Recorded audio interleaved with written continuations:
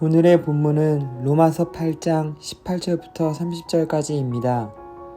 생각하건대 현재의 고난은 장차 우리에게 나타날 영광과 비교할 수 없도다.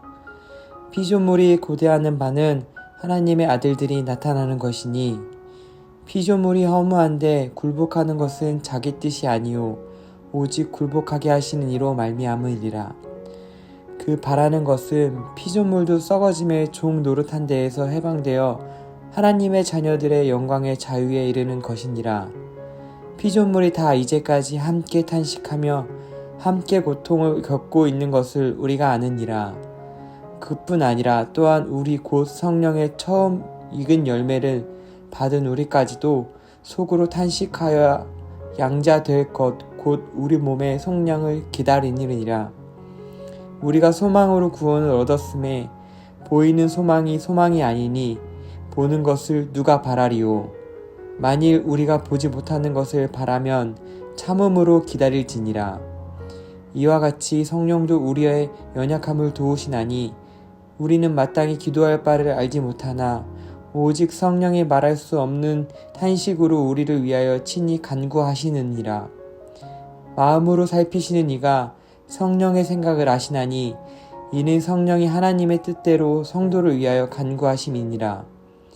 우리가 알거니와 하나님의 사랑하는 자 곧 그의 뜻대로 부르심을 입은 자들에게는 모든 것이 합력하여 선을 이루느니라. 하나님이 미리 아신 자들을 또한 그 아들의 형상을 본받게 하기 위하여 미리 정하셨으니 이는 그로 말미암아 형제 중에서 맏아들이 되게 하려 하심이니라. 또 미리 정하신 그들을 또한 부르시고 부르신 그들을 또한 의롭다 하시고 의롭다 하신 그들을 또한 영화롭게 하셨느니라. 아멘. 그리스도 예수 안에 있는 자에게는 정죄함이 없습니다. 성령님께서 우리 안에서 우리가 하나님의 자녀임을 증거해 주십니다. 더 이상 우리는 죄와 그로 인한 형벌의 고통 가운데 살지 않아도 됩니다. 이런 우리에게 필요한 것은 이제 구원받은 백성으로서 점점 더 거룩해지는 성화의 삶을 사는 것입니다. 우리가 그렇게 거룩해지기를 피조물들도 고대하고 있습니다. 하나님이 지으신 우주 만물은 그분의 창조 질서에 따라 살아간다면 아름답고 조화롭게 운영되었겠지만 죄로 인해 타락한 것은 인간뿐 아니라 자연도 마찬가지였습니다. 그래서 피조세계 역시 죄로 인해 고통당하고 있습니다. 그들은 스스로를 파괴하고 서로 물고 뜯기며 인간과도 치열한 생존 경쟁을 벌입니다. 그러나 그것은 자연 만물이 본래 원하던 모습이 아닙니다. 죄로 인해 물든 자연의 모습, 죄로 인해 고통당하는 자연의 모습입니다. 그 피조세계가 그리스도인 우리를 바라고 기다립니다. 우리가 거룩하여져서 그들을 회복시켜 주기를 바라고 있습니다. 19절 피조물이 고대하는 바는 하나님의 아들들이 나타나는 것이니 이 말씀의 뜻이 바로 그것입니다. 또한 우리 역시도 그 날을 기다립니다. 23절 우리까지도 속으로 탄식하여 양자될 것 곧 우리 몸의 속량을 기다리느니라. 그런데 이것이 단번에 되는 것이 아닙니다. 24절을 보십시오. 우리가 소망으로 구원을 얻었음에 보이는 소망이 소망이 아니니 보는 것을 누가 바라리요. 구원받은 우리가 단번에 변하여 모든 피조세계의 질서를 회복시킬 수 있는 것이 아닙니다. 피조세계, 즉 자연 만물에 대한 회복은커녕 우리 스스로의 언행이나 마음조차도 뜻대로 되지 않습니다. 구원받은 것은 분명한데 정죄로부터 해방되었음은 분명한데 여전히 우리는 연약합니다. 그래서 26절부터 30절까지 해서 성령께서 이 연약한 우리를 어떻게 도우시는가 나옵니다. 성령 하나님은 우리를 위해 기도하십니다. 우리의 믿음이 연약해지지 않도록 마음을 잡아주시고 믿음과 소망으로 우리를 세워주십니다.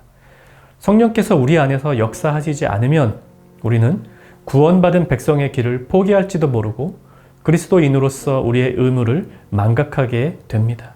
또한 내가 과연 구원받은 사람이 맞나 하는 의심과 회의가 끊임없이 몰려오면서 결국 그리스도를 부정하고 그분을 잊게 될 것입니다. 성령께서는 우리가 그렇게 되지 않도록 우리 안에서 역사하십니다. 이것이 28절 말씀, 우리가 알거니와 하나님을 사랑하는 자, 곧 그의 뜻대로 부르심을 입은 자들에게는 모든 것이 합력하여 선을 이루느니라 라는 말씀의 뜻입니다. 여기서 합력하는 존재는 하나님과 사람이 아닙니다. 성부, 성자, 성령의 합력을 말합니다. 하나님 아버지의 택하심과 예수 그리스도의 십자가 사역, 그리고 성령 하나님의 중보하심, 이렇게 삼위일체 하나님의 모든 사역이 합력하여 우리의 구원이라는 선을 이루어 주셨고 지금도 이루어 주고 계시며 마침내 그 선한 구원을 완성하실 것입니다. 이 성화의 삶은 다른 표현으로는 고난의 삶이라고도 할 수 있습니다. 그래서 어제 본문 17절에서 그분의 아들로서, 그분의 상속자로서 그와 함께 영광을 받기 위하여 고난도 함께 받아야 할 것이니라 말씀했습니다. 그리스도인으로 세상을 살아갈 때에 우리는 수많은 내적, 외적 갈등을 겪을 수밖에 없습니다. 내적으로는 끊임없이 솟아오르는 죄의 유혹, 외적으로는 그리스도인처럼 살 수 없게 만드는 환경과 시스템, 주변 사람들, 악한 문화. 그래서 이 땅을 사는 우리는 순례자의 마음으로 고난의 행군을 합니다. 하지만 우리에게는 약속이 있습니다. 오늘 본문 18절입니다. 생각하건대 현재의 고난은 장차 우리에게 나타날 영광과 비교할 수 없도다. 이 약속이 있기에 우리는 힘든 성화의 과정을 묵묵히 걸어갑니다.